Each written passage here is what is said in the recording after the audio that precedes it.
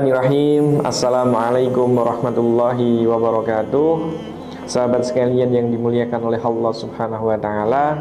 Alhamdulillahilladzi anzala sakinata fi qulubil mu'minin liyazdadu imanan ma'a imanihim. Wassalatu wassalamu ala asrafil anbiya'i wal mursalin wa ala alihi wa sahbihi ajmain, amma ba'd.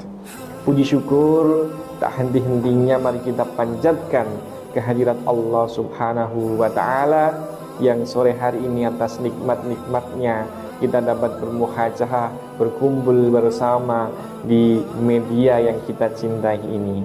Salam dan sholawat tentu kita haturkan kepada Nabi kita Rasulullah Muhammad Sallallahu Alaihi Wasallam. Mudah-mudahan kelak kita semuanya mendapatkan syafaat terbaik beliau di yaumul qiyamah, insyaallah. Amin ya rabbal alamin. Jemaah sekalian yang dimuliakan oleh Allah Subhanahu wa taala, sahabat Nastar yang mudah-mudahan senantiasa dicintai oleh Allah. Ketika Ibnu Rajab Al-Hambali berkata dengan satu kalimat pertanyaan, dengan cara seperti apa kita ini mendekatkan diri kepada Allah Subhanahu wa taala, maka lantas Ibnu Rajab mengkisahkan banyak sekali kisah-kisah para sahabat-sahabat Nabi, para salafus soleh, salaful ummah, orang-orang terdahulu. Mereka semuanya dengan sangat fantastisnya, dengan sangat luar biasanya mereka berlomba-lomba dalam rangka mendekatkan diri kepada Allah Subhanahu wa ta'ala. Maka Ibnu Rajab mengkisahkan sahabat yang pertama, yaitu sahabat Abu Bakar As-Siddiq radhiyallahu anhu. Maka apa yang menjadi spesial sahabat Abu Bakar di hadapan Allah Subhanahu wa ta'ala, ketika ada salah seorang sahabat yang pada malam hari lewat di depan daripada rumah sahabat Abu Bakar As-Siddiq radhiyallahu anhu. Maka ketika tengah malam itu sahabat ini seperti mencium aroma bau daging yang terbakar dari dalam rumah Abu Bakar As-Siddiq radhiyallahu anhu. Sempat suudon sahabat ini kepada Abu Bakar, kok Abu Bakar sekelas sahabat Amirul Mukminin malam-malam hari itu membakar daging sampai bau gosong daging itu, dan gosongnya bau itu tercium daripada sahabat yang sedang lewat di rumahnya. Maka keesokan harinya sahabat ini bertanya kepada Abu Bakar, wahai Abu Bakar, apakah engkau tadi malam sedang memasak daging lantas kemudian engkau lupa untuk mematikan bara apinya? Maka sahabat Abu Bakar, demi Allah sahabatku, tidak ada hal yang aku lakukan ketika malam hari melainkan aku sedang bermunajat kepada Allah Subhanahu wa ta'ala. Jadi apa yang membuat bau gosong itu sampai tercium? Ternyata adalah hati daripada seorang Abu Bakar itu terbakar di hadapan Allah ketika beliau bermunajat kepada Allah Subhanahu wa ta'ala. Maka sahabat yang kedua yang dikisahkan oleh Ibnu Rajab adalah sahabat Umar bin Khattab. Masya Allah, yang kita tahu seorang Umar bin Khattab adalah seseorang yang memiliki karakter yang ganas, yang tegas, yang bahkan jangankan kok musuh-musuh Islam, orang jin dan iblis saja kalau mencium aroma bau daripada seorang Umar bin Khattab itu lari terkilir-kilir. Masya Allah ya. Apa yang menjadi spesial di hadapan Allah, Umar bin Khattab itu memang terlihat tegas di hadapan manusia, tidak pernah galau, tidak pernah bersedih.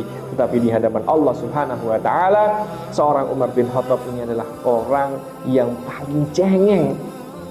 Maka ketika kita melihat sejarah daripada Umar bin Khattab, di dua kelopak mata daripada seorang Umar bin Khattab itu ada dua garis hitam yang menggaris, itu bertanda bahwa seringnya air mata daripada seorang Umar bin Khattab mengalir di pipinya.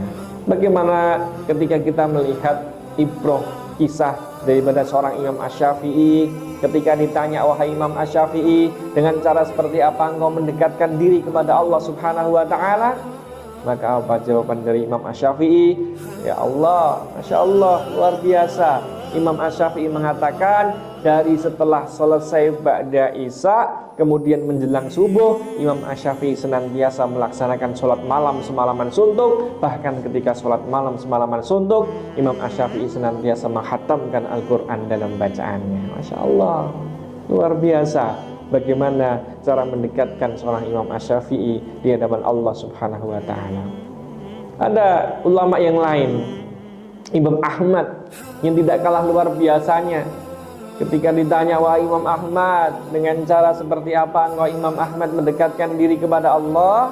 Maka Imam Ahmad mengatakan, tidak kurang daripada 300 rakaat beliau Imam Ahmad mengerjakan sholat dalam waktu seharian untuk dipersembahkan kepada Allah Subhanahu wa ta'ala. Masya Allah, bayangkan sholat wajib kita sehari-hari itu totalnya dari subuh sampai isya adalah 17 rakaat. Imam Ahmad mengerjakan sholat dalam waktu seharian itu sampai daripada 300 rakaat beliau kerjakan sholat untuk dipersembahkan kepada Allah Subhanahu wa ta'ala. Bahkan ibunda kita, Ibunda Khadijah, istri yang paling dicintai oleh Rasulullah SAW, beliau ketika ditanya oleh Rasulullah, apakah engkau kecewa hidup bersamaku wahai Ibunda Khadijah? Maka kata Ibunda Khadijah, yang pada waktu itu tidak ada rumah mewah lagi, tidak ada pakaian-pakaian kebangsaan lagi, bahkan rumahnya hanya sederhana, tidak punya apa-apa lagi. Bahkan sudah sering kali Ibunda Khadijah ini berpuasa. Di dalam satu riwayat pernah Ibunda Khadijah itu ketika menyusui seorang anak, yang keluar bukan ASI melainkan adalah darah. Insya Allah begitu mulianya. Karena apa?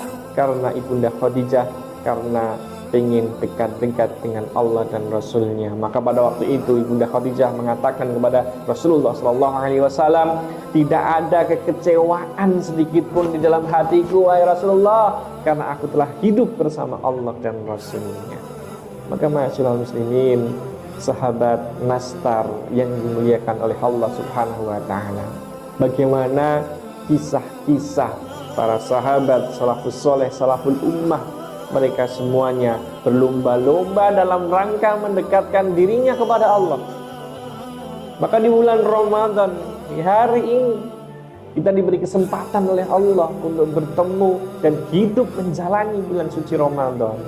Maka mari kita memaksimalkan diri dalam rangka mendekatkan diri kepada Allah Subhanahu wa ta'ala.